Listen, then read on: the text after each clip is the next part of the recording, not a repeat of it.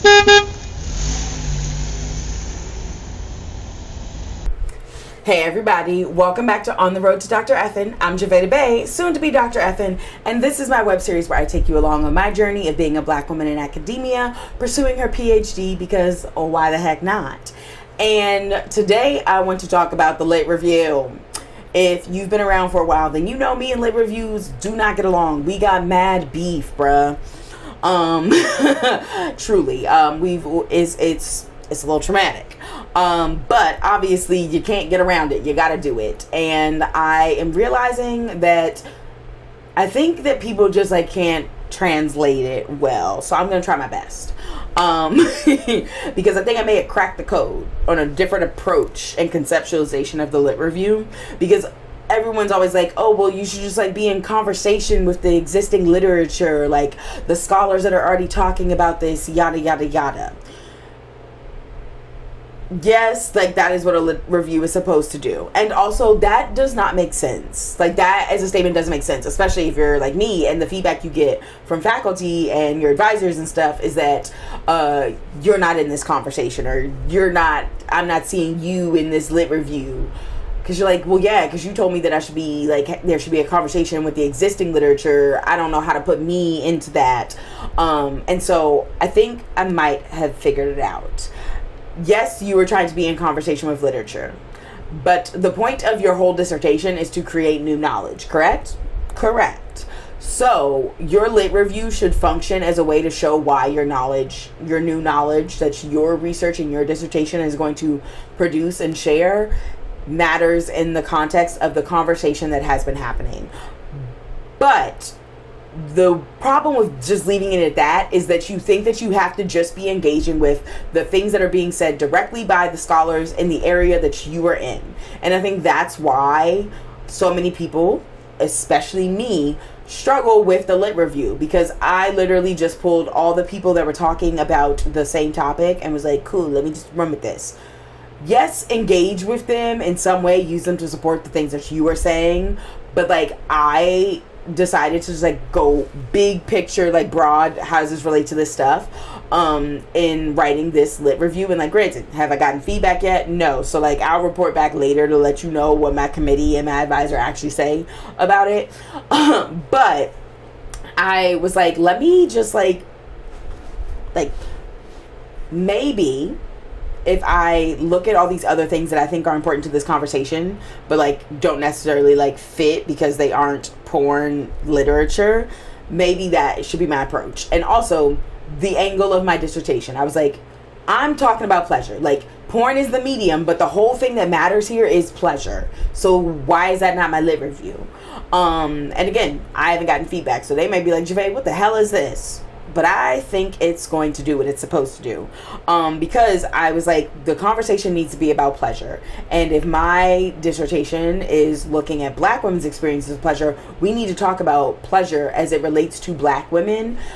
So I decided to like scaffold it. One, let's talk about pleasure and the way we theorize around pleasure. Who really leads these conversations? Spoiler alert, is usually going to be men in like the historical context. And so I started out by really pointing out like where the flaws are in the theorizations around pleasure when you try to apply them to women, and especially when you try to apply them to black women. And then bringing in like, this is what it's been historically, and there have been shifts. People are doing this differently now. These are the present day theorizations that will be used in my dissertation, and then expanding on them and like using them and like taking it further. But so we talk about pleasure on this big picture theoretical lit scale. And then we go to black women's experiences of pleasure and really explaining like how historically the literature tells us that black women are going to have a harder time with this because of the history that black women have, and why that matters when we're theorizing around pleasure. And then from there, I move it into the conversation around pleasure and porn. Because if you already don't know, when you look up research on porn, it very rarely is talking about pleasure. Like, there will be studies that talk about, like, the reasons that people use porn. And, like, pleasure is, like, one of the common themes. But, like, no one is talking about porn as a tool of pleasure. So I bring that conversation in, and like why all these other aspects of literature are failing us because they don't think about it as a tool for pleasure. And then from there, I bring the pieces together. And I talk about the shared like parallels between like the way that we treat porn and pleasure in our society and the way that we treat black women and black women's sexuality and experiences of pleasure in society, and how the restriction actually, like, one, spoiler alert, patriarchy, white supremacy, like, it's done for these reasons, but how, until we can like recognize and name these things, like, all of this stuff doesn't matter, because we can't actually like have them exist cohesively together, because we attach all these negative connotations, or we only view, aka black women, through this negative lens. So by approaching it as like this like scaffolded argument, I found that writing my lit review was so much easier, because I wasn't trying to engage in this like big theoretical conversation that technically wasn't happening, because no one's just straight up talking about black women's experiences of pleasure with porn in literature. I was like, okay, and also, I will admit, I came to the realization of doing this while high. So maybe smoke it out and it'll be easier. I'm not encouraging the use of drugs. I'm just saying, okay, like, YouTube, do not take this down. But by like actually realizing that like the main argument is around pleasure, and porn is just the medium that I'm using to have this conversation, it made it a lot easier to like build out this entire lit review and engage with, honestly, the like theoretical thinkers that I think need to be noted in this conversation. I'm talking like, we're going back, y'all. We're going back when we're talking about these theories. Like, I went to Aristotle, Plato, like old school, and then like obviously, how am I talking about pleasure if I don't talk about Freud and Foucault? Like, we moved through to build this conversation. I'm like, it essentially, think of it as if you had to invite all the scholars to dinner. Who would you want to be there to have a like real in-depth conversation about this topic? Honestly, like, maybe that should be the starting point for like choosing like who you're actually going to use in your lit review. Cool, you got a dinner party, and the only topic y'all are going to talk about is your dissertation topic.